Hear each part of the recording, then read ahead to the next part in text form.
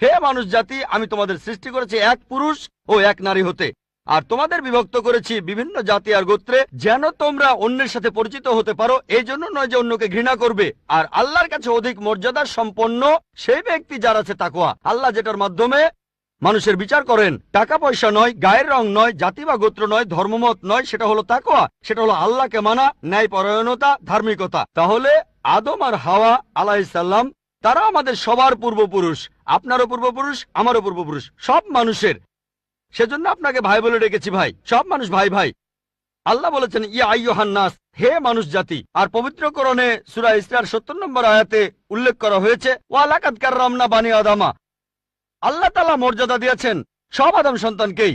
হোক আপনি জন্ম নেন ইন্ডিয়ায়, আমেরিকায়, ইংল্যান্ডে, জন্মান কোন হিন্দু পরিবারে বা মুসলিম পরিবারে বা খ্রিস্টান পরিবারে, আল্লাহ বলেছেন তিনি সব মানুষকে মর্যাদা দিয়েছেন। মানুষে জন্মালে